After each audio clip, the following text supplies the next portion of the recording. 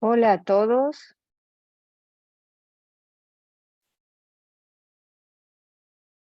hola a todos. Estamos esperando que todos entren, puedan ir accediendo. Buenas tardes. Em, Mucho gusto por estar acá acompañándonos en este webinario. Mi nombre es Cintia Goitía, soy la directora de la Maestría en Economía Urbana y del Centro de Investigaciones de Políticas Urbanas y de Vivienda de la Universidad Torcuato Di Tella, y es para mí un gran placer tener acá a este grupo de colegas y expertos para tratar un tema muy, muy importante y aún mucho más importante en la actualidad, como es la eficiencia energética y la sustentabilidad. Y eso lo vamos a hacer a partir de recorrer un poco en realidad qué significa el tema de eficiencia energética en el sector residencial, en la vivienda, pero también vamos a analizar y vamos a rever experiencias recientes en barrios populares que lleva adelante la Fundación Provivienda Social, y que son realmente experiencias muy, muy interesantes y que de alguna manera la idea también es que puedan contribuir a informar las políticas públicas con respecto a estos temas. Para ser muy breve, les digo que en Argentina el consumo de energía por vivienda puede en promedio triplicar los valores de consumo eficiente.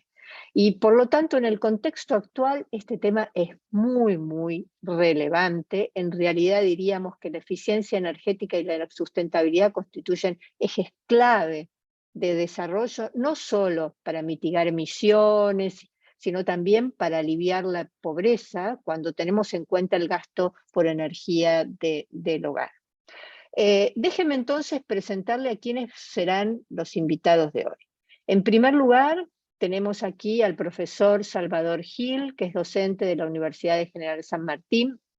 Él nos va a presentar un resumen de cómo la sustentabilidad y la eficiencia energética deben ser encaradas en el sector residencial.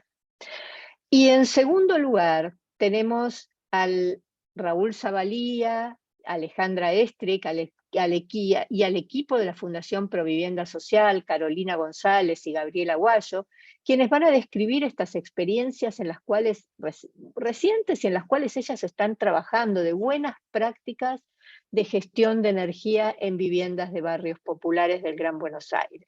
Y estas buenas prácticas en realidad tienen como objetivo mejorar la eficiencia y el ahorro en términos de consumo en los hogares.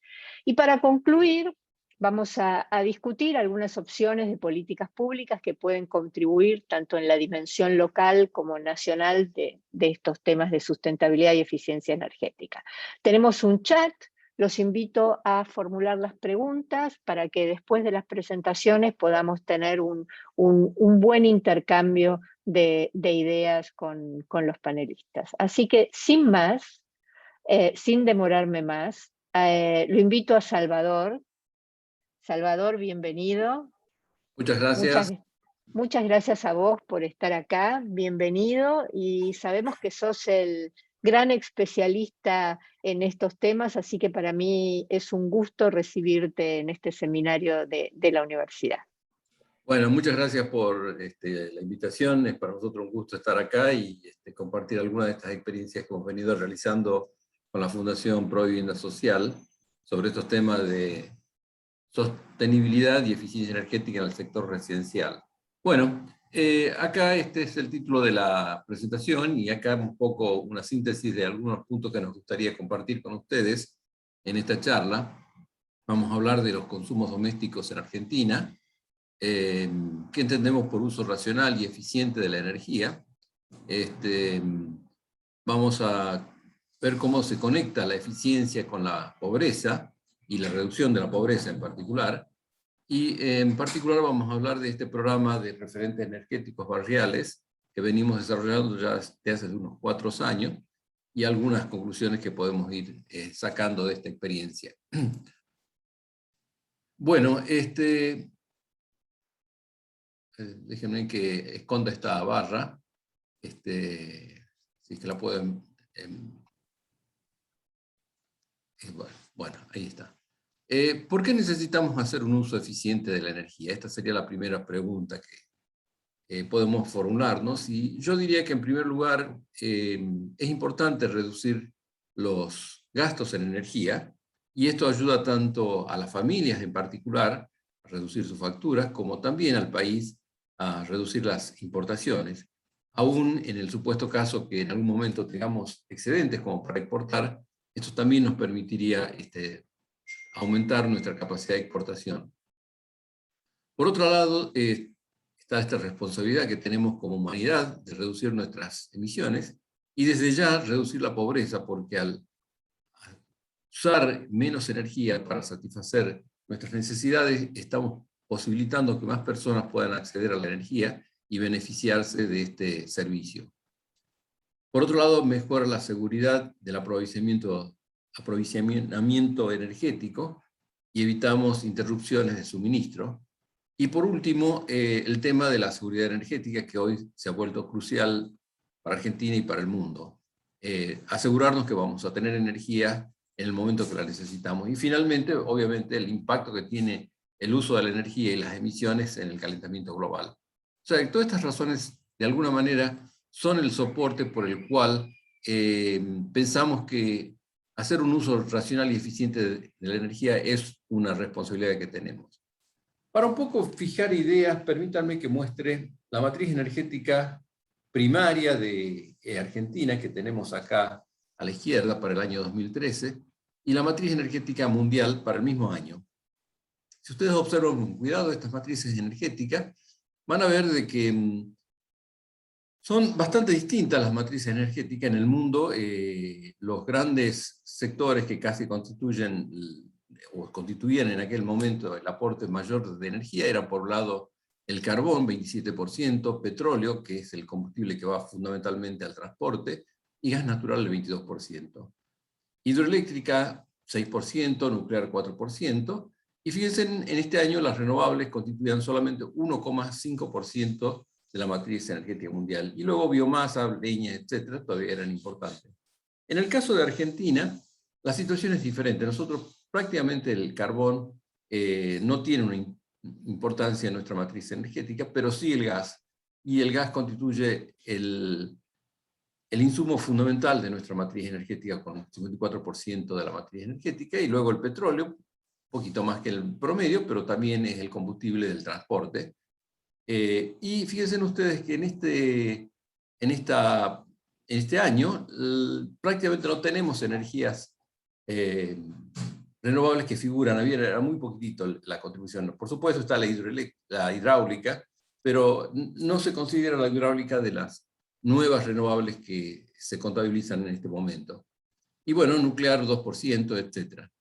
Pero hay algo que es parecido en el mundo y también en Argentina, que fíjense, casi el 80% en el mundo y casi el 90% de la energía en Argentina proviene o provenía en el año 2013 todavía de los combustibles fósiles. Si nos vamos unos años más adelante, en particular acá tengo el mismo gráfico, pero para el año 2020, fíjense ustedes, se muestran de nuevo estas mismas características. Argentina dominada por el gas natural, el petróleo casi un 30%. En el mundo lo que vemos es que ha habido una reducción del consumo de combustibles fósiles, pero no mucho, fíjense, de lo que veíamos antes, 80% ha pasado, en realidad un poco más, todavía 83% en este momento, o sea que no ha habido un cambio significativo en el uso de combustibles fósiles. En Argentina ha habido una pequeña reducción, pero hay algo que ha ocurrido. Fíjense, la energía renovable eran 1,5 en el año 2013, en el mundo ya están en 6%, o sea que ha habido un factor 4 de aumento de las energías renovables. Inclusive en Argentina ya comienza a aparecer claramente las energías renovables. Y entonces lo que vemos es, de nuevo, todavía la matriz energética está dominada por los combustibles fósiles, pero claramente se ve cómo las energías renovables han tenido en 7 años un crecimiento de un factor 4. Sin embargo, si queremos ver un poco la película de cómo evoluciona la matriz energética del mundo, acá tenemos una visión de cómo ha evolucionado la matriz energética desde 1850 hasta prácticamente esta época. Y si observamos con cuidado, por ejemplo, el caso del carbón, y acá cuando hablo de carbón me refiero al carbón mineral. Fíjense ustedes que en el año 1850 el carbón era menos del 5% de la matriz energética del mundo. Y culmina allá por el año 1910, básicamente durante la Primera Guerra Mundial. Y desde que era menos del 5% hasta que se transforma en el combustible más importante o culmina su uso en el mundo, han pasado prácticamente 60 años. Justamente es la Primera Guerra Mundial donde aparece, con la aparición del automóvil, el crecimiento del consumo de petróleo que tenemos acá en verde, y para llegar a su punto culminante allá por los años 70, 80, vemos también que han pasado, desde que arrancó en 1910, han pasado otros 60 años. Y ahora lo que estamos presenciando es un aumento bastante acelerado del consumo de gas, que ustedes lo pueden ver acá en esta línea naranja, y se espera que en la próxima década probablemente sea el combustible dominante.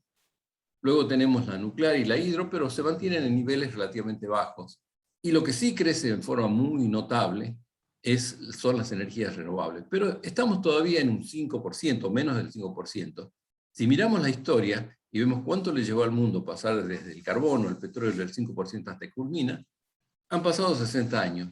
Quizás si aceleramos este proceso pueda ser que lo podamos hacer en 40 años, probablemente no en menos, o sea de que estamos mirando el año 2060, o sea que prácticamente hasta el año 2050 es muy probable que la matriz energética del mundo esté dominada todavía por los combustibles fósiles. Esto no se trata de una expresión de deseo, al contrario, uno quisiera que esto se acelerara más, pero como ustedes ven, los procesos o las transformaciones energéticas son procesos relativamente lentos. Toman mucho tiempo, entre 40 y 60 años, y esto es simplemente una observación. Y esto se debe en gran medida a que la industria energética es capital intensiva. Para desarrollar un recurso, por ejemplo, digamos, desarrollar Vaca Muerta, necesitamos disponer de quizás 100 o 150 mil millones de dólares, y por supuesto, eso no lo vamos a hacer para desarrollar esa industria por simplemente 10 años. 10 años nos va a llevar simplemente desarrollarla. Si la desarrollamos, queremos que nos dure por lo menos 30, 40 años. Y eso hace que estas transiciones sean lentas. Por otro lado, la infraestructura de la cual ya disponemos actualmente, tanto recursos hidroeléctricos, nucleares, aún de gas y petróleo, ya condicionan de alguna manera lo que va a pasar en los próximos 20 años, porque claramente nuestros centrales, nuestras usinas que están operando ahora, esperamos que sigan funcionando por lo menos por los próximos 20, 30 años. Y esto ya nos condiciona lo que va a pasar en los próximos 20, 30 años. O sea que esta es la situación que uno observa en la matriz energética, que es una transición lenta. Ahora, tenemos la urgencia de reducir nuestras emisiones, y el mundo se ha propuesto de llegar antes del 2050 a reducir quizás a cero las emisiones, por lo tanto debemos hacer un esfuerzo aún mayor para ver cómo las reducimos. Y acá es donde aparece un gráfico preparado por la International Energy Agency, que la hizo ya en el 2018, donde proyecta dónde estarían las mayores reducciones de emisiones. Y si ustedes se fijan en este gráfico, la mayor contribución a la reducción de emisiones hasta el año 2040 probablemente va a provenir de la eficiencia, 44%. Renovables, quizás 36%, y después otras fuentes como nuclear, quizás captura de carbono, etc. Pero por lejos, estas dos herramientas, eficiencia energética y energías renovables, son las grandes herramientas que nos van a permitir de aquí a los próximos 20 años quizás reducir nuestras emisiones. Y por lo tanto debemos poner mucha atención en estas dos herramientas. Y eso es un poco lo que voy a tratar de desarrollar un poquito más en detalle. En particular voy a tratar de diferenciar lo que entendemos por uso racional y lo que obtenemos por eficiencia. El uso racional está asociado a lo que podríamos decir comportamientos. Usamos racionalmente la energía cuando, por ejemplo, la usamos sin... apagamos las lámparas que no usamos cuando salimos de una habitación, apagamos el aire acondicionado. Son básicamente hábitos y costumbres que nos permiten básicamente tener acceso a los recursos energéticos, pero no desperdiciarlos. Por otro lado, la eficiencia tiene que ver más bien con lo que es la tecnología. Por ejemplo, cuando hablamos de eficiencia, bueno, acá tenemos un ejemplo de uso racional, y por ejemplo acá, bueno, apagar las luces, o por ejemplo usar un tendedero al sol para secar la ropa en lugar de un secador eléctrico. Pero cuando tenemos iluminación y pasamos de una lámpara incandescente a otra de bajo consumo, y más actualmente a una lámpara LED, fíjense ustedes de que la misma iluminación podemos obtenerla con estas tres lámparas, pero fíjense, en una lámpara LED tiene un consumo 10 veces menor que una lámpara incandescente tradicional. Por lo tanto, acá estamos ante la eficiencia. Esto es básicamente un aporte de la eficiencia. Pero está claro de que la eficiencia va de la mano del uso racional. No tiene ningún sentido de que yo cambie las lámparas si no las voy a apagar nunca, si no hago un uso adecuado y racional de la misma. Por lo tanto, el uso racional y eficiente de la energía es básicamente es un paquete que no se puede desprender. Es decir, tenemos que hacer ambas cosas, usar racionalmente la energía, pero también usar la mejor tecnología y más eficientemente posible la energía para poder sacar el mayor provecho. Bien, habiendo diferenciado esto, ahora vamos al tema de ¿por qué hacemos un uso racional y eficiente de la energía? Hay una tendencia a pensar de que cuando adquirimos un bien, por ejemplo una lámpara, lo más importante es el costo de la lámpara. Por ejemplo, acá tomé, por ejemplo, el caso de lámparas de diferentes tecnologías incandescentes, las halógenas que todavía se venden, las lámparas fluorescentes compactas, estas que tienen estos rulitos blancos, que también se pueden conseguir, y finalmente las LEDs. Si ustedes miran los costos iniciales de todas estas lámparas, van a ver que la más cara parecería ser la lámpara LED. Pero esto es totalmente engañoso, porque esto es solamente el costo de la lámpara. Ahora, el tema es el siguiente, que cuando yo comparo el costo de las lámparas, no es justo que nosotros comparemos simplemente el costo inicial. ¿Por qué razón? Primero porque las lámparas incandescentes, por ejemplo, tienen una duración de 1500 horas. Una lámpara fluorescente compacta 10.000 horas, mientras que una lámpara LED tiene 30.000 horas. 30.000 horas. Por lo tanto, fíjense ustedes, una lámpara LED dura 3 veces más que una lámpara fluorescente compacta y prácticamente unas 20 veces más que una lámpara incandescente. Entonces, cuando yo comparo 250 pesos con 140 pesos, esto no es una comparación justa, porque en realidad yo, para tener iluminación por la misma longitud de tiempo que voy a tener una lámpara LED, yo en realidad tendría que comprar 20 lámparas, o sea que sería 20 por 140. Bueno, y eso me da 10 veces más que el costo de una lámpara LED. Por lo tanto, lo que aparentemente parece ser la más cara, aquí en este caso la LED, en realidad no es la más cara. Pero además, la única razón por la que compramos una lámpara es por la que la vamos a encender, por la que la voy a usar para iluminarlo. Por lo tanto, es justo y razonable que cuando consideramos la ecuación del costo, también consideremos el costo de la energía a lo largo de su vida útil. Si hacemos eso, vemos que, por ejemplo, el costo total, acá está puesto el costo total en dólares para iluminarnos, a un costo más o menos de unos 9 centavos de dólares el kilowatt hora, que es más o menos el precio después de la suba en el AMBA que tenemos. Piensen ustedes de que el costo de la energía es el mayor costo que tenemos en la iluminación. El costo de la lámpara en realidad es que no representan ni el 10% del costo total. Por lo tanto, fíjense ustedes, si yo compro una lámpara incandescente, que aparentemente es la más barata, termino pagando 7 veces más que lo que hubiera pagado para iluminarme por las mismas horas con una lámpara LED. Acá vemos lo que es característico de la eficiencia. La eficiencia no solamente es una práctica que beneficia al conjunto de la sociedad, sino que también nos beneficia a nosotros individualmente. Claramente, si yo me ilumino con una lámpara LED, voy a terminar pagando y obteniendo el mismo servicio que con una lámpara incandescente, pero usando muchísimos menos recursos que con una lámpara LED. Y por lo tanto, si yo voy a hacer por ejemplo, poner paneles solares, siempre conviene primero hacer eficiencia y recién ir a la energía renovable, porque si yo no hago eficiencia primero, voy a necesitar 10 veces más paneles para poder iluminarme que si primero hago eficiencia. Y esta es la razón por la cual la eficiencia es una herramienta tan poderosa y nos permite reducir los costos. Pero no solamente esto. Fíjense ustedes, acá tengo la curva de carga de la ciudad, de la zona del AMBA. Es muy parecida en casi cualquier ciudad del mundo.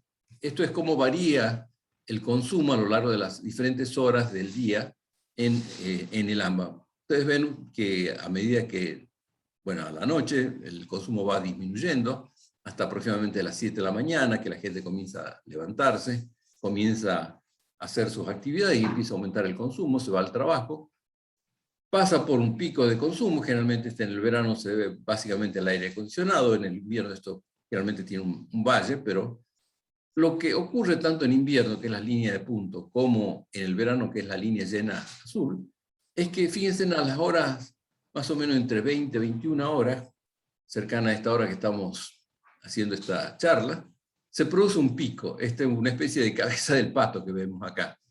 Y este es el momento es el punto más vulnerable en el sistema eléctrico. Si ustedes recuerdan, cuando se corta la electricidad, generalmente se corta alrededor de esta hora. Y la razón es clara.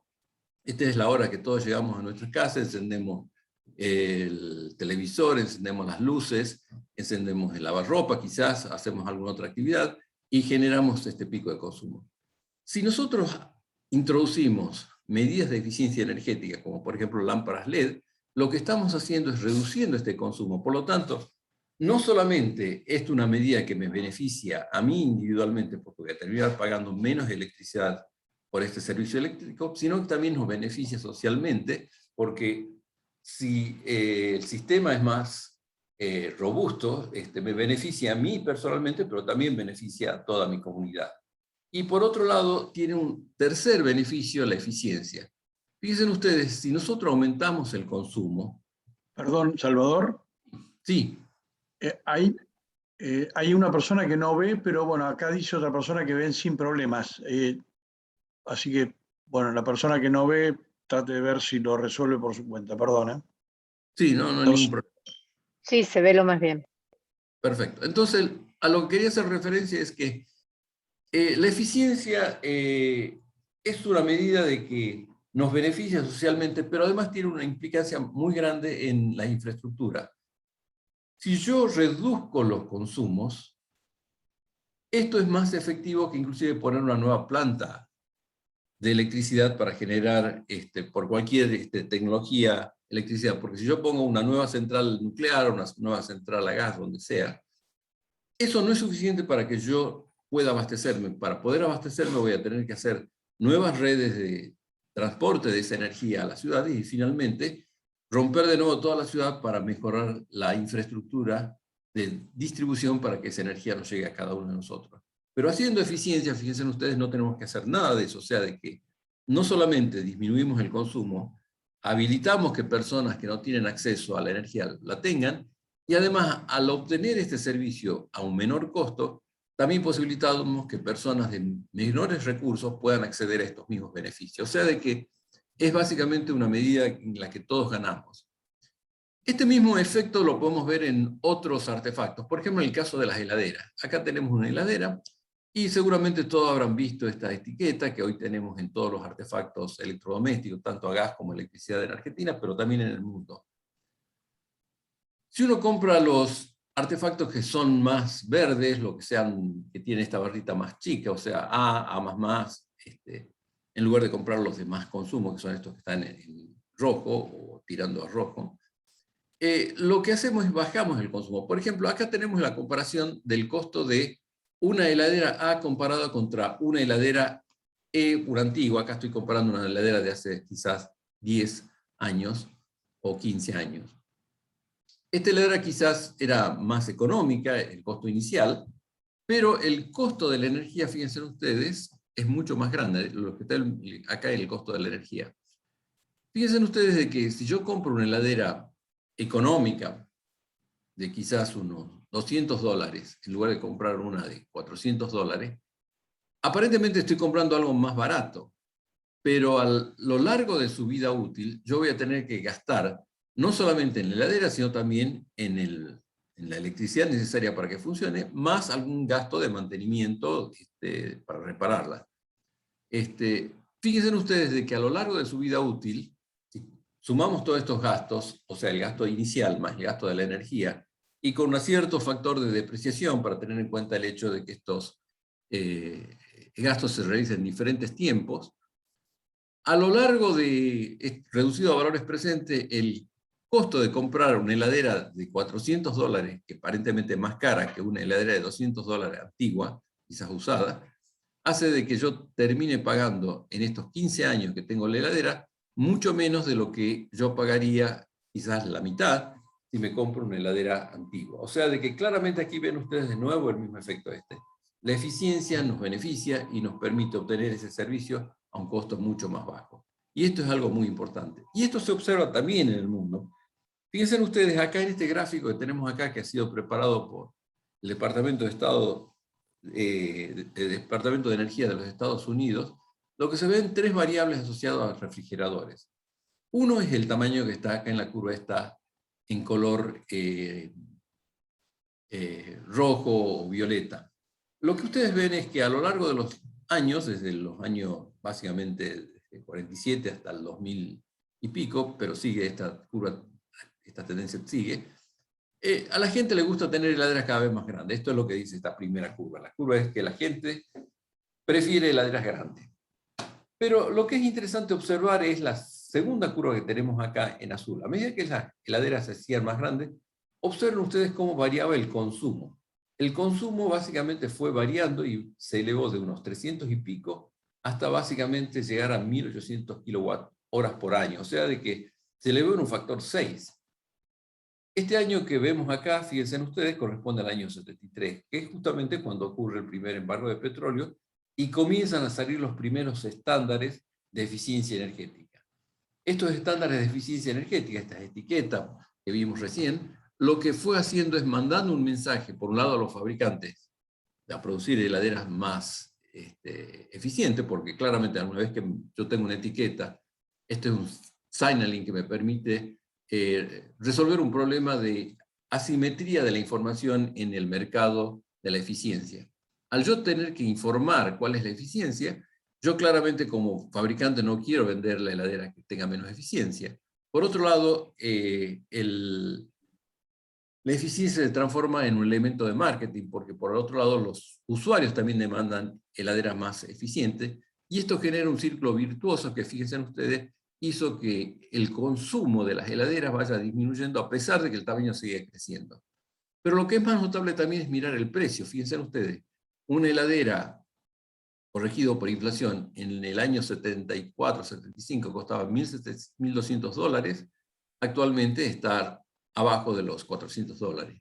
Esto es en Estados Unidos, o sea de que los precios han venido cayendo, los consumos han venido disminuyendo también, y acá de nuevo vemos el mismo efecto, es decir, la eficiencia no solamente nos ayuda en forma individual, sino que también ayuda socialmente, y posibilitamos que más personas tengan acceso, por ejemplo, a una heladera que es más barata y más barata de mantener. Esto es un poco los resultados de la eficiencia y por qué la eficiencia es un elemento importante. Si miramos por otro lado, cómo es el consumo eléctrico de los hogares, y esto es parte de los estudios que nosotros hemos venido realizando en Argentina, esto es para el AMBA, pero probablemente valga bastante, sea muy parecido al resto de la provincia en Argentina. Vemos que el artefacto que más consume electricidad en los hogares es la heladera. No es que en sí tenga una potencia de consumo muy grande, pero lo que pasa con la heladera es que la tenemos prendida los 365 días del año, las 24 horas. Luego aparece el aire acondicionado, que también es importante. La iluminación, un 11%. Otros, bueno, hay otro, la calefacción eléctrica, que los tienen también, constituye un factor importante. Pero lo que les querían hacer notar es que básicamente hay unos 1, 2, 3, 4, 5 consumos, 5, quizás 6 consumos, que constituyen casi el 70% del consumo de un hogar.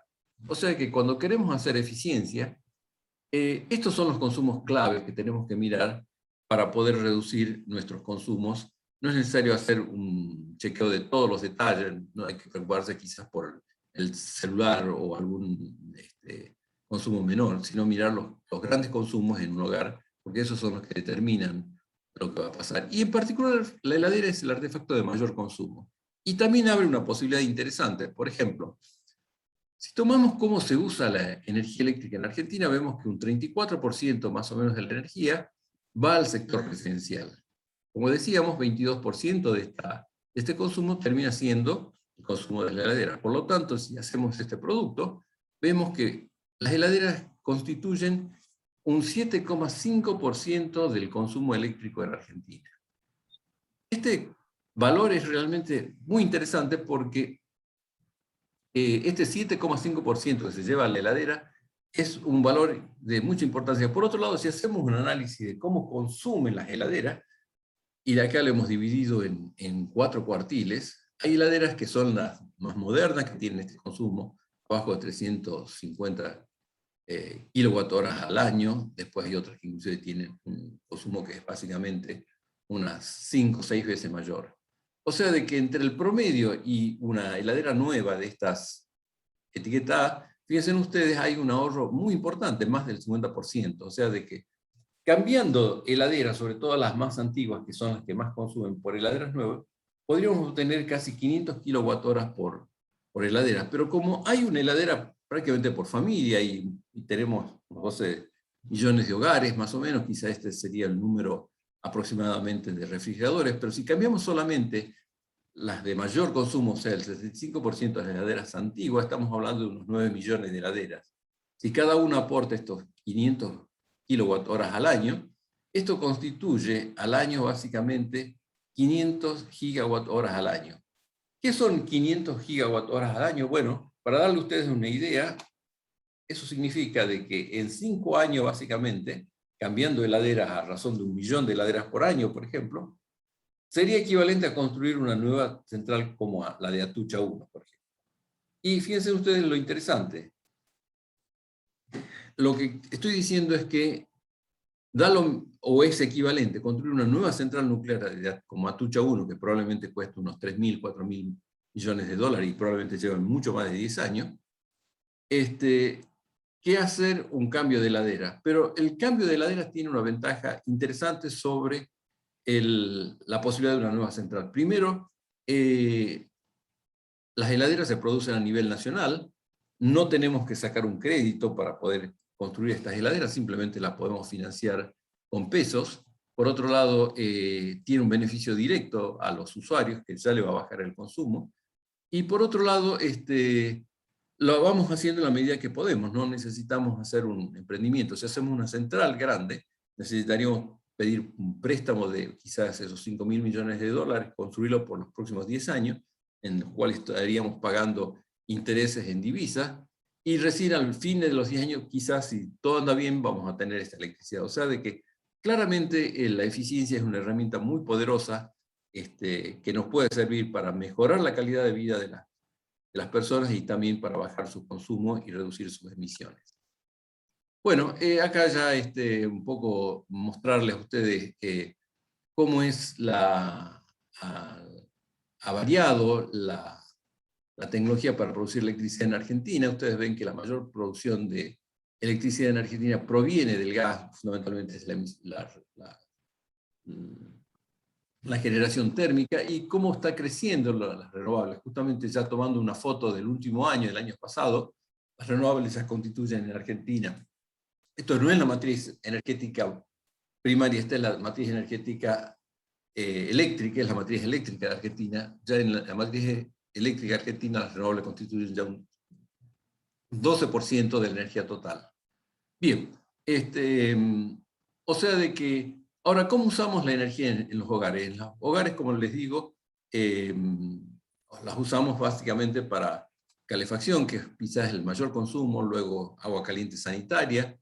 Después hay un consumo pasivo, que casi todos los equipos a gas, fundamentalmente en Argentina, tienen asociado al calentamiento de agua sanitaria, me refiero a un calefón, un termotanque, que son estos pilotos que también es un consumo muy grande. Fíjense, ese consumo solamente es 14%. Luego viene la cocción y recién vienen los eléctricos. Lo eléctrico constituye un pedacito más chico. Lo eléctrico es más o menos 23% del consumo de energía total, porque hay un gran consumo en los hogares argentinos que se hace en gas, la mayoría se hace en gas. ¿Ya? Y acá está un poco el ranking de estos consumos. Y hay muchas medidas de eficiencia energética. Por ejemplo, simplemente reducir o eliminar estos consumos pasivos en los sistemas de calentamiento de agua ya constituye una alternativa muy válida. Desde luego existen también sistemas de tecnología solar también que pueden reducir aún más. Pero aún con las tecnologías tradicionales, simplemente comprando equipos que tienen etiquetas, el consumo de calentamiento de agua se puede reducir en un factor 2, sin básicamente mayores problemas. O sea, de que tenemos muchos recursos para poder reducir los consumos en los hogares, tanto de electricidad como de gas y por supuesto en calefacción también. No vamos a entrar en los detalles, eso podemos verlo en otro momento, pero existen muchas oportunidades de reducir esos consumos. Bueno, y un poco este es el punto a partir del cual hemos desarrollado este programa de referentes energéticos barriales, que son justamente un grupo de personas de la Fundación Provivienda Social, que justamente llevan adelante esta tarea de hacer auditorías en energía para poder reducir los consumos de las familias, en particular de más bajos recursos. Y ahí le doy la palabra a Raúl para que continúen. Raúl. Muchas gracias, Salvador. Me vas a acompañar con la presentación, así no tenemos que cambiar de mano. Dale. Voy a contar un poco cómo nos conocimos con Salvador. En el año 2010, fines del año 2018, recibo un llamado de Salvador que me dice: Raúl, podríamos trabajar en los barrios para ver cómo consumen los vecinos, porque ellos habían estado trabajando más con sectores medios, haciendo auditorías energéticas, que ahora vamos a explicar de qué se trata. Y por supuesto se lo propuse al equipo y el equipo me dice: sí, por supuesto, porque nosotros, que habíamos estado trabajando mucho en instalaciones de redes de gas en sectores de muy bajos ingresos, en Moreno, a través de fideicomisos, los vecinos empezaban a preguntarnos, a partir de que las tarifas se regularizaron en la revisión tarifaria del 2017, que tenían dificultades en el pago de la tarifa y qué podíamos hacer en ese sentido. Entonces vinculamos esa necesidad que había surgido en el barrio con esa oferta que nos había planteado Salvador, y empezamos a delinear y a trabajar directamente. Me acuerdo que las primeras reuniones fueron en diciembre del 2018, medio entre Navidad y Año Nuevo, para tratar de capacitarnos en esto que Salvador nos ha contado recién y en algunas otras cosas con más nivel de detalle. Entonces, ¿qué es lo que hemos logrado? Hemos logrado capacitar sobre eficiencia energética, sobre todo a vecinos de los barrios. Eso nos ha permitido, con esa capacitación, empezar a hacer relevamientos energéticos, primero en las propias viviendas del equipo de la Fundación, para poder entender cómo son nuestros consumos, pero eso después lo extendimos a viviendas de vecinos del Gran Buenos Aires, con las cuales nosotros trabajamos, fundamentalmente en la zona noroeste del Gran Buenos Aires, en Moreno, en Pilar y en José de Paz, dándoles también una serie de consejos a través de devoluciones personalizadas para asesorar a las familias. Eso es lo que vamos a contar ahora con el equipo de la Fundación. En esa foto que aparece ahí es una clase en la universidad, donde quienes están participando, esas mujeres que aparecen de frente, son las miembros del equipo de la Fundación que trabajan con los vecinos. Vamos a la siguiente. Salva. ¿Cómo nos enseñó Salvador a hacer este trabajo? Nos dijo: miren, lo que tenemos que hacer es medir los consumos eléctricos de cada uno de los artefactos que tenemos en la casa, de tal manera de tener como nuestro análisis, ¿no? Cuando tenemos que ir al laboratorio de análisis clínicos, nos vamos a medir el colesterol y los triglicéridos, etcétera, etcétera. Bueno, acá hay que hacer lo mismo con la vivienda. Entonces, nos enseñó cómo hacer este trabajo entrando en la casa de los vecinos, que en todo caso esa era la particularidad, la ventaja competitiva que tiene la Fundación, que es estar muy cerca de los vecinos de los barrios, y eso nos permite introducirnos en las casas y poder medir junto con los vecinos cuáles son sus consumos. Eso nos permite, una vez que hemos medido, con los artefactos hemos medido cada uno, con ese artefacto, perdón, que está mostrando ahí Salvador, hemos podido medir, es una cosa muy sencilla que la enchufamos directamente en cada uno de los artefactos y vamos midiendo. Después vamos a determinar, en función de los tiempos que cada vecino nos dice que usa el artefacto, entonces medimos por ahí durante un día entero, hay que medir la heladera, porque las heladeras tienen motor que arranca y para, las más viejas sobre todo. Lo mismo pasa con un ciclo de lavarropa. Y después comparar eso con los consumos facturados por las distribuidoras. Ese es un poco el ejercicio que hacemos en cada una de las casas. Siguiente. Entonces, ahora vamos a contar cómo esto lo hicimos con... Entonces, hay una auditoría que es cuantitativamente las mediciones directas, las pautas de consumo, y otra cosa que es más cualitativa, que son los hábitos. Y no solamente son los hábitos de consumo, sino también son los hábitos de ahorro. Salvador hace un rato comentaba que uno de los consumos importantes son los pilotos, los que llaman los consumos pasivos. Entonces, en la primera entrevista que hicimos con Salvador cuando fuimos a Moreno en el verano del 2019, de febrero, tuvimos una entrevista, Salvador con su computadora estaba levantando la información que íbamos midiendo, y le preguntamos a la mujer, porque vimos que tenía una factura de gas de muy bajo consumo, entonces nos llamó mucho la atención, y ella nos explicó que en su casa el que se baña de mañana. O sea que para bañarse en la casa de Mari Sandoval hay que bañarse entre las 6 de la mañana y las 9 de la mañana. Porque en ese horario está prendido el termotanque, que después queda cargado para lavar los platos al mediodía, pero ya queda apagado hasta el día siguiente, de tal manera que entonces esta mujer se ahorraba el consumo del piloto. Entonces empezamos a hacer toda una interacción entre la universidad y los vecinos para lograr llegar a esta eficiencia energética. Bueno, con esto vamos terminando esta primera parte. Ahora vamos a pasar a ver qué es lo que hemos hecho en el ¿cómo se llama? En el campo. Salvador, ahora vos dejá de compartir y va a compartir Alejandra, vamos a pasar a la tarea que hemos hecho con las promotoras en los barrios. Salvador nos dice que la energía más sustentable es la que no se consume. Es aquella que porque hemos tenido buenas prácticas de ahorro energético, la podemos tener todavía sin utilizar. En el mismo momento en que Salvador nos convoca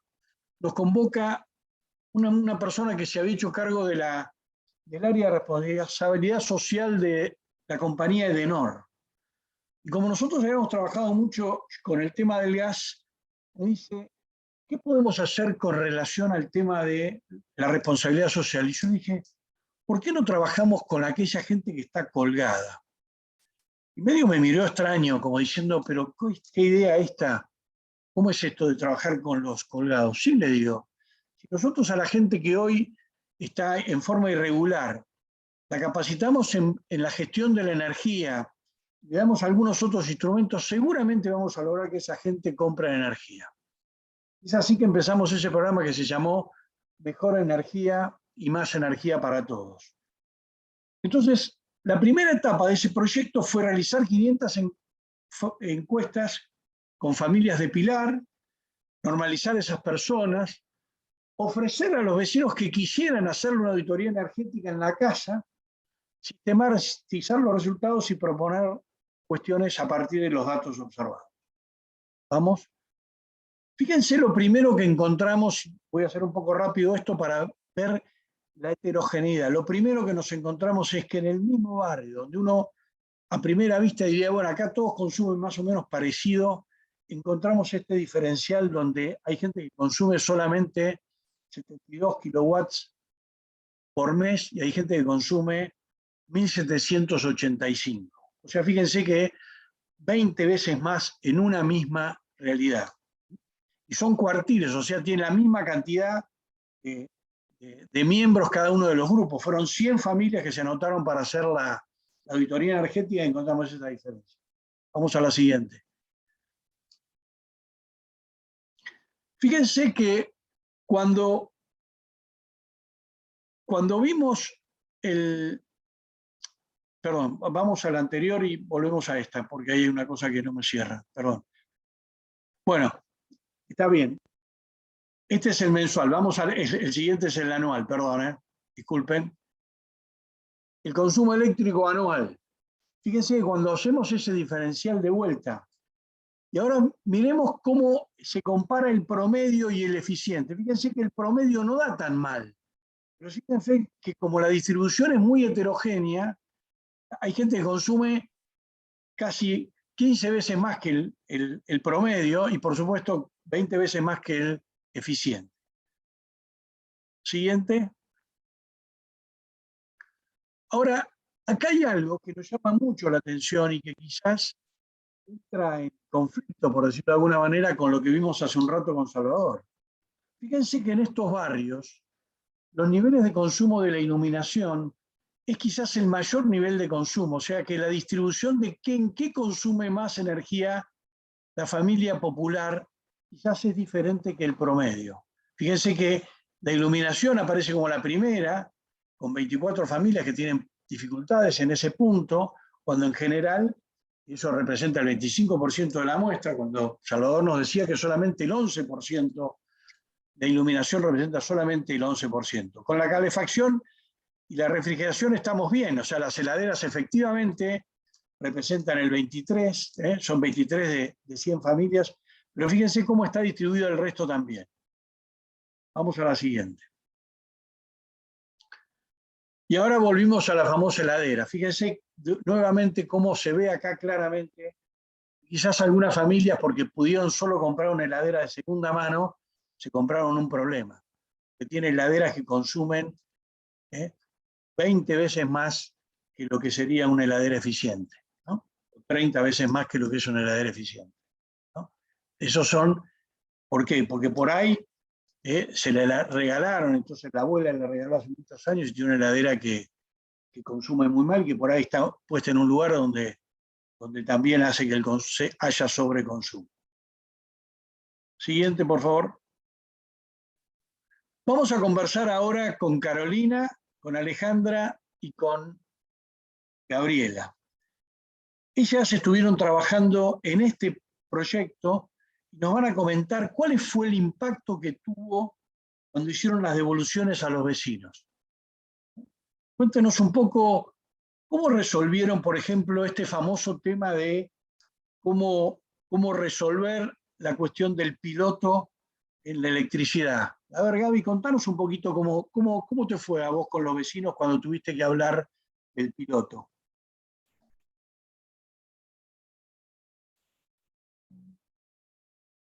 ¿Estás conectada? Estás muteada, Gaby. Bueno, que con el tema del piloto, del termotanque piloto del gas, mayormente los vecinos, bueno, se le aconsejó que apagaran el piloto, que lo prendieran en los horarios, así como nos había comentado la vecina, y el termotanque eléctrico mayormente también lo tienen enchufado las 24 horas, y bueno, se le aconseja tener un timer o un temporizador donde puedan programar el horario que lo prenden y lo apagan, digamos. Eso es lo que mayormente le aconsejamos. Con los temas de la iluminación, ¿qué dice la gente cuando ustedes le cuentan esta cuestión de la iluminación? ¿Qué pasa con las lámparas en los barrios? La mayoría de los vecinos, ahí cuando hicimos las auditorías, tenían las lámparas comunes, que bueno, en su momento las LED eran como muy caras, y bueno, cuando nosotros les explicamos todo el ahorro que tenían, empezaron a cambiaron las lamparitas por las LED y le bajó muchísimo el consumo.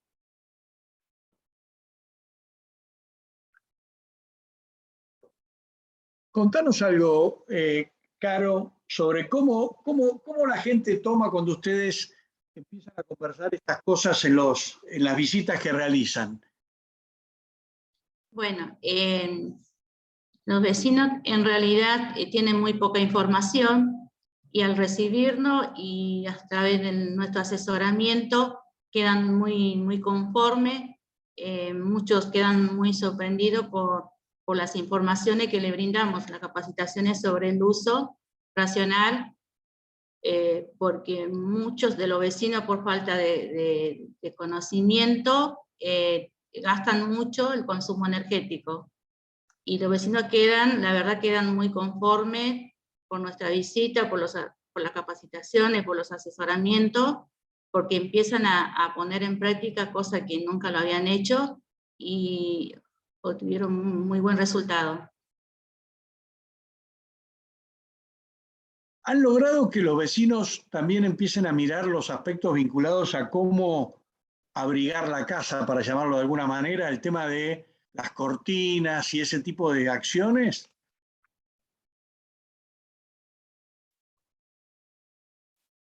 ¿Por qué no nos contás, Ale, cómo hiciste vos en tu casa y resolviste los problemas que tenías con las ventanas?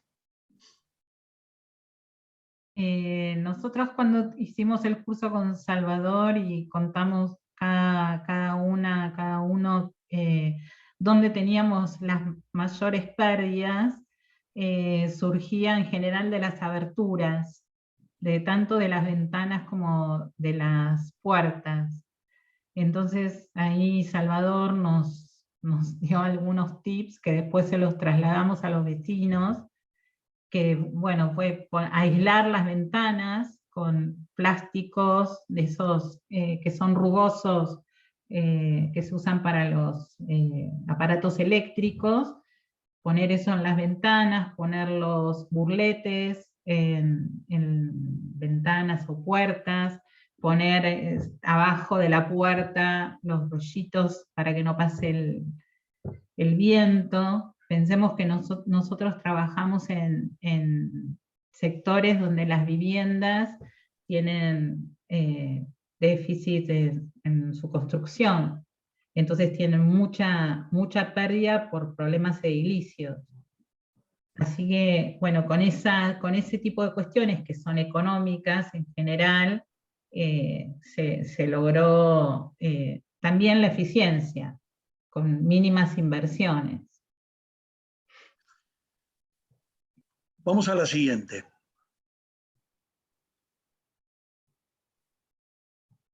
Cuando llevamos los resultados del trabajo que se había hecho en Pilar, la compañía dijo, bueno, vamos a escalar el proyecto. Y entonces, desde el año 2020 hasta este momento, estamos trabajando con la gerencia MIDE, la compañía Edenor, y todos los días estamos visitando vecinos para tratar de regularizar su situación. Y uno de los elementos que ayuda es poder controlar la energía.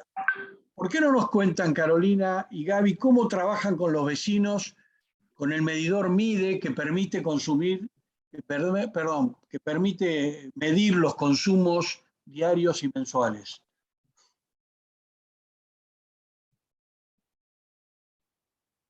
Estás muteada, Gaby, ¿sí? Sí, decía, está.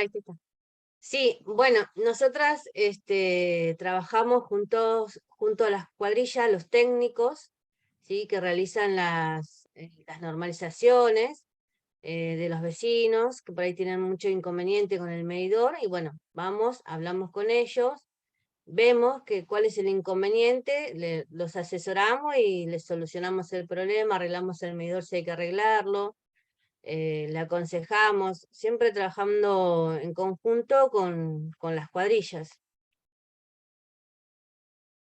¿Y cómo le ayudan a utilizar el medidor autoadministrado que tiene la compañía Edenor para la cuestión de controlar el consumo? Contanos un poquito cómo es ese ejercicio, porque digamos, es parecido a la auditoría, pero es una auditoría quizás más diaria, ¿no?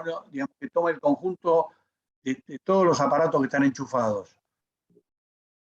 Sí, el medidor trae códigos donde los vecinos puedan controlar el consumo diario, cosa que por ahí ni lo saben ni leen, que trae las indicaciones, pero nosotros le ayudamos, enseñamos cómo medir el consumo diario para que puedan reducir y controlar, y a medida de eso también para que puedan tener una idea cuánto pueden gastar semanalmente o mensualmente, y también medir los artefactos, o sea, que controlar los artefactos. Y los medidores prepago para que realmente no tengan miedo y para que se puedan familiarizar, porque muchas veces tienen miedo a usarlo o no saben cómo usar, cómo hacer las cargas. Le enseñamos también la aplicación, cómo utilizar la aplicación de Edenor digital, inclusive le ayudamos a bajar en el celular, que pueden hacer mucha gestión también, así como tarifa social, cambio de titularidad, así como hacer la recarga, inclusive para no pagar adicionales, que a veces también es un gasto más, ir a comprar en un kiosco. Bueno, toda esa gestión nosotros enseñamos, asesoramos a los vecinos sobre el uso de la aplicación, sobre el uso del medidor, que no es tan complicado como ellos creían, ¿no?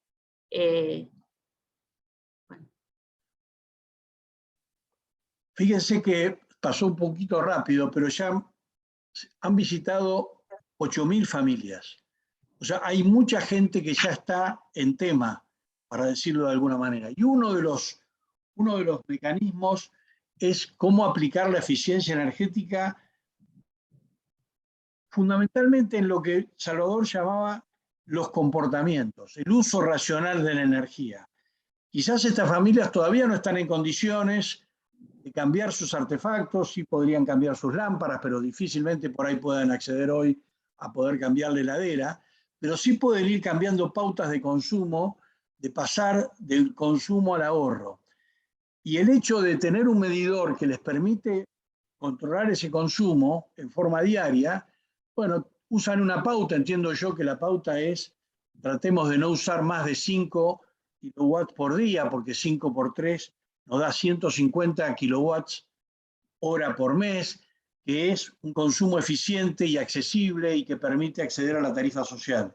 Entonces fíjense cómo estamos trabajando con gente de muy bajos ingresos, tratando de lograr que puedan generar ahorros sin perder calidad de vida, ¿no? Este es un poco el concepto que tenemos en la Fundación para este trabajo. No sé si Cintia querés ir comentando algo, pero queríamos respetar un poco el horario de las 8 para que después responder preguntas. Muy bien, sí. Yo creo que podemos, excelentes las presentaciones y muchas gracias a todos por mostrarnos también todo el trabajo que está haciendo la Fundación y todo el equipo de la Fundación Provivienda Social. Tenemos algunas preguntas y me parece que está bueno poder abrirlas y poder discutirlos, ¿no? Quizás la primera pregunta es, ¿cuántas de estas cosas pueden, digamos, cómo podemos informar las políticas públicas, ¿no es cierto? Acá Salvador mostró algo muy interesante con el tema de las heladeras, y uno lo primero que piensa es, ¿por qué no hacemos algún programa de cambio de heladeras? Que en realidad, digamos, sería una excelente inversión, ¿no es cierto?, en términos de ahorro en el consumo general, ¿no es cierto?, de energía. Pero hay otras dimensiones más que por ahí tienen que ver con lo regulatorio. Acá alguien, por ejemplo, pregunta con respecto a la reglamentación, por ejemplo, sobre qué opina, por ejemplo, de que prácticamente se hayan eliminado las cortinas exteriores en los edificios que se construyen en el AMBA, ¿no es cierto? Porque hablamos de todo lo que puede afectar, digamos, el entorno constructivo, y en especial las ventanas y el sol que entra por las ventanas. Entonces, digamos, si nos paráramos desde la política pública, ¿no? ¿Qué cosas más de bajo costo sería por ahí mañana tener un programa de educación? Yo creo que los chicos son los que más están incorporando los chicos y los adolescentes son los que más están incorporando todo este tema de sustentabilidad y de eficiencia energética y todo, y ellos podrían hasta enseñarles a los padres, ¿no es cierto?, de muchas de estas cosas. Pero quizás hay temas de educación con las familias, como están haciendo ustedes, y expandir el programa. Temas con los artefactos, sustitución, ¿no? Sustitución de artefactos y pago con el ahorro que produce el consumo, ¿no? Y otros tantos. Los invito a ustedes a hablar de eso. Sí, quizá podría hacer una reflexión sobre el tema.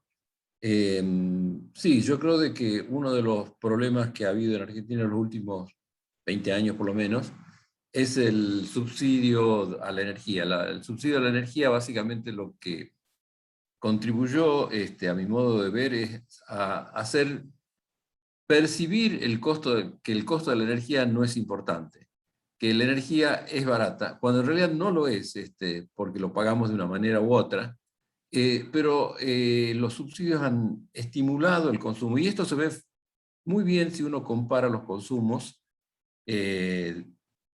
por ejemplo, de gas. Si uno compara los consumos de gas en función de la temperatura, por ejemplo, el consumo promedio de una familia en Argentina, en la zona centro-norte, es decir, al norte del río Colorado, de los consumos que hay al sur, lo que uno observa es que a la misma temperatura, en el sur se consume 2 veces más gas por familia que en la región centro-norte. Y uno se puede preguntar por qué, porque en realidad no estamos diciendo que sea más frío, claramente el sur es más frío, es a la misma temperatura. ¿Por qué a 20 grados se consume el doble? ¿Por qué a 10 grados se consume el doble? Y la razón más clara que surge del análisis de los datos, y hay muchos análisis al respecto, es justamente el hecho de que en la zona sur el subsidio a la energía es el doble o el triple del resto del país. Y esto lleva definitivamente a un sobreconsumo. Y si uno compara a las mismas condiciones térmicas, a los mismos escenarios térmicos, el consumo de una vivienda por metros cuadrados en Argentina, aún en el norte de Argentina, comparado con la misma ciudad en las mismas condiciones térmicas en Europa, uno ve que el consumo es la mitad. Y de nuevo ahí vemos que aparece el tema de las pautas de construcción, el hecho de que, bueno, no usamos ni siquiera la normativa vigente en Argentina para construir, es decir, somos muy descuidados, o por lo menos no hay un enforzamiento de las normas de construcción, y hacen de que justamente tengamos este problema, que nuestras viviendas son demasiado dispendiosas en cuanto a la energía. Y esto nos genera un problema, porque cuando uno construye una vivienda, y ahí viene lo que señalaba el que hacía la pregunta, uno construye una vivienda para los próximos 30 y 40 años. Si en un edificio no colocamos persianas, básicamente lo que hacemos es que estamos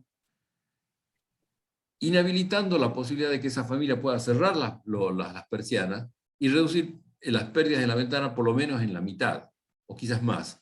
Y esa vivienda ha quedado ya condenada a una hipoteca energética para los próximos 30 y 40 años. Por lo tanto, es justamente uno de los temas que tenemos que resolver en forma urgente, ¿no?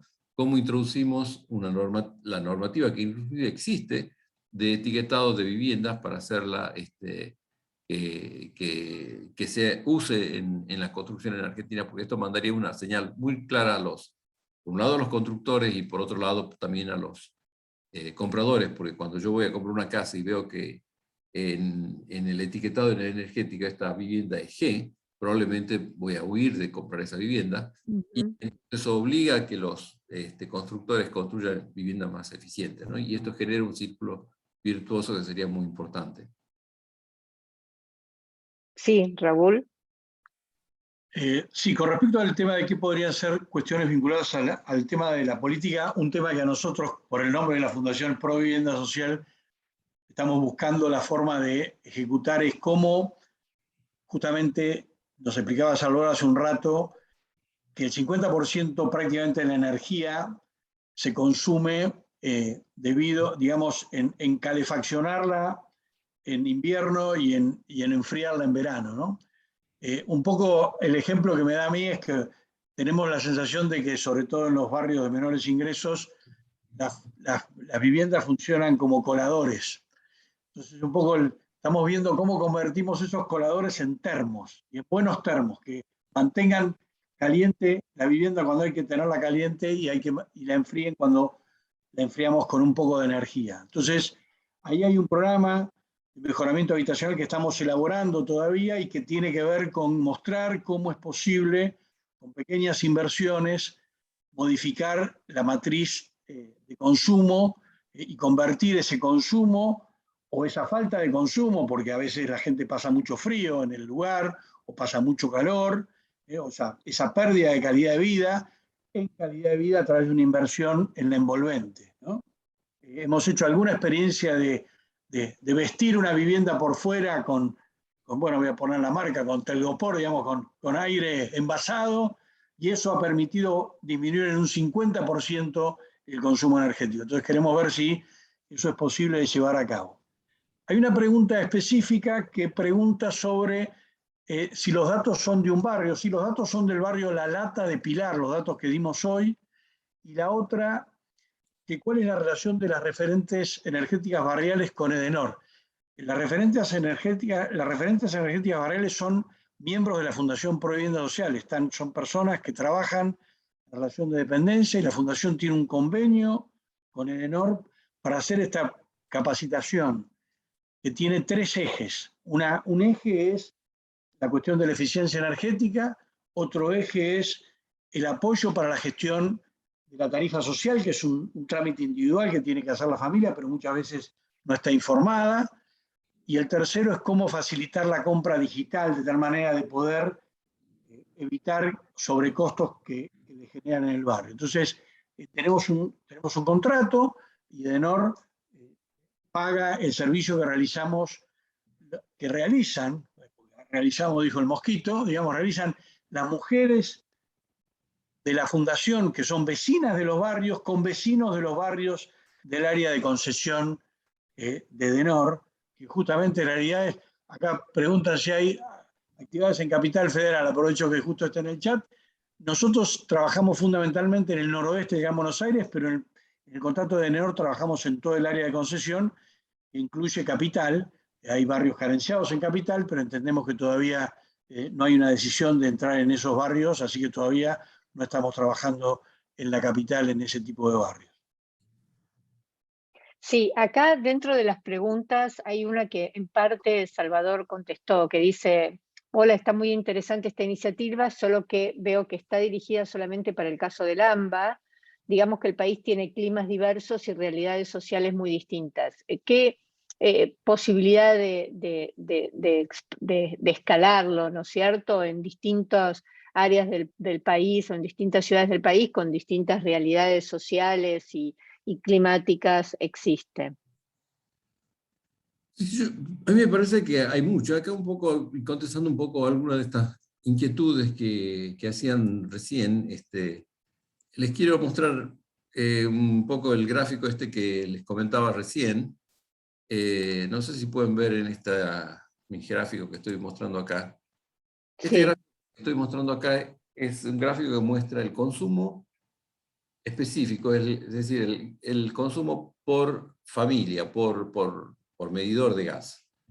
Los puntos rojos constituyen los consumos al norte del río Colorado, básicamente la zona central de Argentina, y el eje horizontal lo que tenemos es la temperatura. Lo que ustedes pueden ver ahí es que el consumo, a medida que la temperatura va aumentando, va disminuyendo, porque esto se debe a que, bueno, a medida que la temperatura va aumentando, vamos apagando la calefacción, hasta que finalmente, después de los 20 grados, esto se transforma básicamente en una constante. La razón de que el consumo se vuelve constante después de los 20 grados es porque seguimos usando el gas para cocinar y para calentar agua. O sea que calentar agua y cocinar, que sería el consumo base, lo hacemos en el verano y lo hacemos todo el año. Pero calefaccionar lo hacemos solamente en el invierno. Pero fíjense ustedes, si miramos la misma gráfica para la zona sur de Argentina, lo que está al sur del río Colorado, vemos que a la misma temperatura el consumo es el doble. Y esto no es que haya más frío, que haya más frío, haga más frío en el sur, implica que haya más puntos acá, y eso efectivamente es cierto.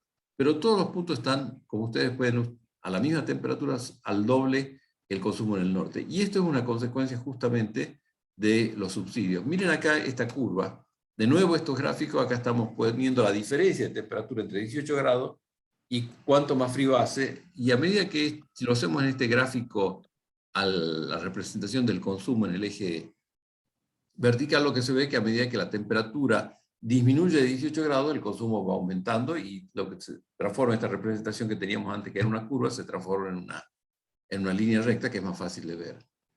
Y acá de nuevo tenemos en el sur, lo mismo pasa, pero siempre vemos que el sur está al doble que el consumo en el resto del país. Pero si tomamos, por ejemplo, una ciudad que está justo en el límite entre el norte y el sur, como Bahía Blanca, y uno se pregunta, bueno, si fuese un efecto físico de que cuando medio que la vivienda está en una zona más fría se consume más, Bahía Blanca lo mostraría, pero fíjense ustedes, los datos de Bahía Blanca están básicamente superpuestos con la zona centro-norte. Y si se preguntan ustedes cómo son los subsidios en Bahía Blanca, y en Bahía Blanca no son los subsidios tan importantes como en el sur. O sea que claramente esto muestra que el efecto del sobreconsumo es consecuencia básicamente de los subsidios. Lamentablemente en el año pasado, conociendo este efecto, el gobierno nacional aumentó la zona fría al triple, con lo cual aumentó los subsidios, y por lo tanto probablemente haciendo que más viviendas dispenden la energía, que probablemente no tenemos. Acá tenemos otro gráfico que muestra más o menos el mismo efecto. Acá vemos el consumo para calefacción por metros cuadrados de la vivienda, de ciudades en el sur de Argentina que están en azul, ciudades en la zona centro-norte que están acá en verde, y ciudades que están acá el eje horizontal da el déficit grado día, que más o menos determina cuán riguroso es el invierno. Fíjense ustedes, básicamente las ciudades en Europa tienen consumos en promedio que son entre 4 y 5 veces menor que lo que tenemos nosotros en el sur. O sea que claramente tenemos una oportunidad muy grande. Y esto tiene una implicancia muy grande en la macroeconomía de Argentina. Claramente, si ustedes se observan cómo es el consumo de energía en Argentina, acá voy a mostrarles simplemente un gráfico para mostrar que esto tiene una implicancia grande. Resulta de que en cuanto al gas, el sector residencial es el que tiene mayor prioridad en el consumo de gas. Entonces, cuando llegue el invierno y el sector residencial aumenta su consumo justamente por este hecho de que las viviendas no tienen muy buena calefacción, se le saca consumo a la industria, se reduce el consumo a las centrales eléctricas, se importan combustibles líquidos y también se tiene que importar no solamente gas, que acá tenemos, por ejemplo, estas curvas es la que muestra a lo largo de los años cómo ha sido la variación del consumo de Argentina, con estos picos que representan los inviernos. En azul es la producción nacional, lo que tenemos en verde es la importación de Bolivia, pero como ven ustedes, la importación de Bolivia no alcanza a cubrir estos picos y tenemos que acudir al valor más alto, o al gas que es más caro, que es el gas natural licuado, que en los últimos tiempos se ha vuelto una commodity de un valor extraordinariamente costoso. Y de hecho este año básicamente batió récord. Y fíjense ustedes, ¿qué pasaría si en Argentina nosotros hiciéramos eficiencia energética en las viviendas, simplemente reduciendo a la mitad el consumo, no de todas las viviendas, sino solamente de 1/3 de las viviendas? Fíjense, la curva esta que teníamos acá, que es el consumo total, está acá en la curva roja, se transformaría en la curva roja de punto por medidas de eficiencia energética. Fíjense ustedes de que básicamente las necesidades de importación, por lo menos de gas natural licuado, prácticamente desaparecerían, ¿no? Por lo tanto, eso tendría un impacto en la economía de mucha significación. Por un lado, no necesitaríamos usar nuestros dólares para comprar este gas que es el más caro, pero por otro lado, el trabajo que significa mejorar la eficiencia energética de las viviendas, las harían justamente albañiles, trabajadores locales, que se beneficiarían de tener trabajo local y, por supuesto, la venta y producción de materiales que mejoran la aislación térmica de las viviendas sería algo que también se podría, y se fabrica de hecho en el país, y que promovería un desarrollo industrial importante. Por lo tanto, de nuevo tenemos una situación que es ganancias para todos.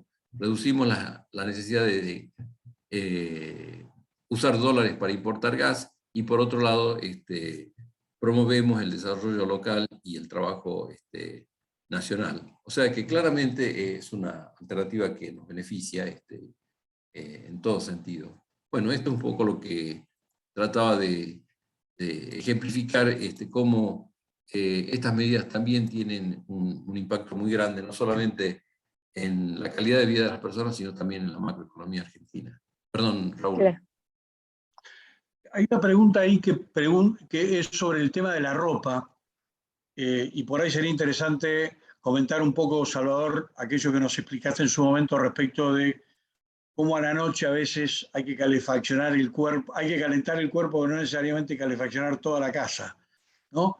El tema del uso de las frazadas, de las mantas térmicas, o sea, hay una cantidad de recursos los cuales quizá nosotros no estamos acostumbrados a utilizar, pero que están disponibles en el mercado y que permiten que uno pueda calefaccionar, digamos, el cuerpo para poder dormir tranquilo, pero sin necesidad de una inversión grande, porque ya no tienen los recursos para calefaccionar toda la casa.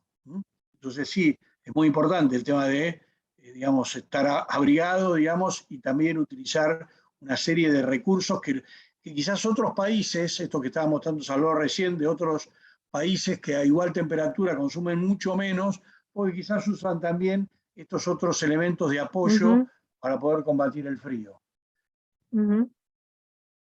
Sí, después hay muchas medidas, un poco resumiendo estas medidas que uno puede pensar de bajo costo. Si uno reduce la temperatura del termostato en el aire acondicionado en el invierno y la pone a 20 grados en lugar de poner, por ejemplo, a 22, ya tenemos un ahorro prácticamente del 30%. Y 4 grados de temperatura en un termostato puede hacer que el consumo se reduzca en la mitad. Por lo tanto, es conveniente, un poco lo que decía Raúl, en el invierno poner la temperatura lo más baja posible, 20 grados, por ejemplo. En Inglaterra la recomendación actualmente es 16, pero posiblemente un poco más friolento que los ingleses, y por lo tanto con 20 podríamos sobrevivir bastante cómodamente. Y, es 16 y tienen en cada living una mantita o un par de mantas como para, bueno, si tienen un poco más de frío y están sentados ahí viendo televisión o haciendo algo, se tapan. Mira, ahí tenemos un excelente ejemplo que podríamos imitar, digamos, de las tantas cosas que vemos en otras partes, y eso sería una buena medida. Pero además hay una segunda razón por qué nos conviene tener la temperatura en el invierno lo más baja. Por el hecho es que cuando nosotros salimos afuera, es conveniente que el salto térmico no exceda 10 grados. Y esto es por razones de salud. Las personas que tienen problemas respiratorios, asma, etc., un salto térmico de 10 grados básicamente los afecta muchísimo. Pero cualquier persona, todos sabemos, y nuestras madres nos decíamos cuando eran chicos, que hay que evitar los saltos térmicos. Y efectivamente eso es cierto. Entonces, si sobrecalefaccionamos un ambiente a temperatura muy alta, afuera, vamos a sufrir el shock térmico y que nos puede resfriar. Lo mismo pasa en el verano. En el verano es al revés. Lo que tenemos que hacer es tomar la temperatura de refrigeración lo más alta posible. Si es posible, 26 grados, o inclusive 27 en Europa, pero por lo menos 26 o 25 sería lo adecuado.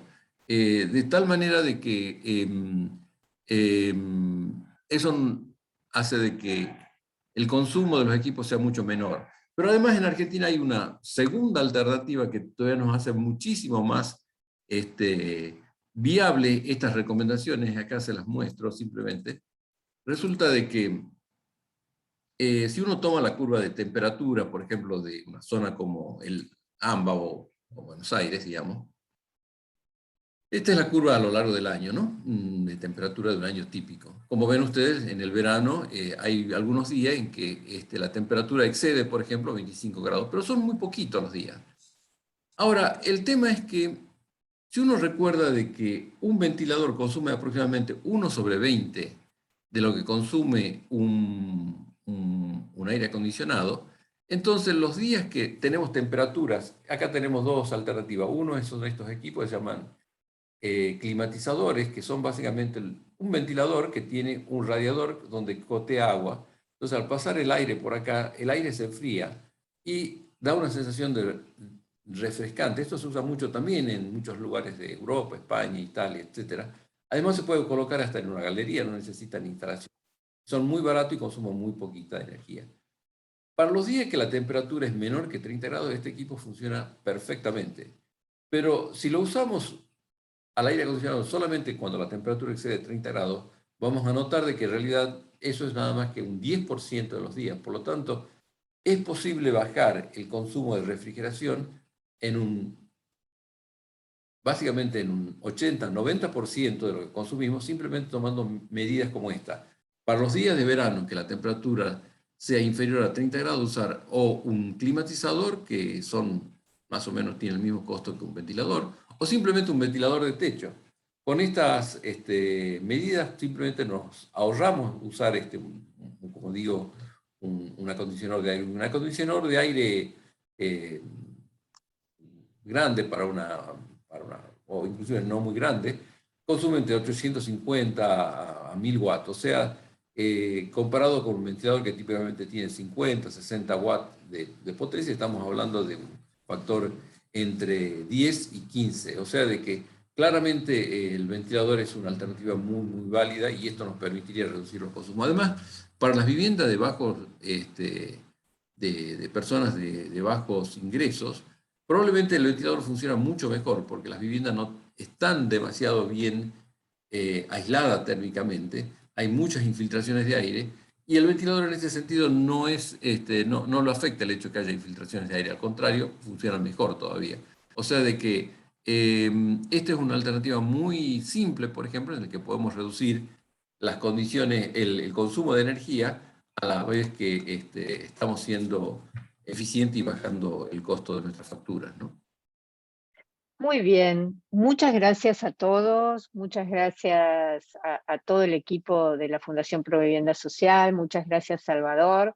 Evidentemente hay muchas cosas para avanzar, para avanzar en estos temas. Me parece que por lo menos partimos del elemento inicial, que es brindar más información sobre estos temas, y es un poco lo que ustedes están haciendo desde la Fundación con las auditorías y con el apoyo que hacen las chicas en las viviendas dentro del barrio, pero también esperemos que todo esto sea recogido en la política pública para poder ir avanzando en tantas otras etapas de este tema que todavía necesitamos implementar. Yo les pasé, para todos los que hicieron consultas en el link, en el chat, les pasé también un link en el cual pueden encontrar más información sobre todo lo que se estuvo conversando, y vamos a mandar también el video de esta presentación. Muchas gracias a todos y hasta luego. Bueno, muchas gracias a todos también por acompañarnos y muchas gracias, Cintia, por la invitación y bueno, un placer estar con ustedes y haber compartido. Ahí me dicen que no tienen el link. Si me lo repiten, lo vuelvo a enviar. Yo puse un link en el chat que es justamente www.fisicarecreativa.com. Ahí van a encontrar una página bastante artesanal, pero que básicamente contiene los datos interesantes acerca de tanto el programa... Y el de la fundación es eficiencia energética, ¿no? Eficiencia. Es un email. Es un email. Ah, es un email. eficienciaenergética.fundacionprovivienda. fpbs.org. Perfecto, ahí están los dos, ahí los mandé. Y vamos a mandar entonces este video por mail también. Muchas gracias a todos, hasta luego.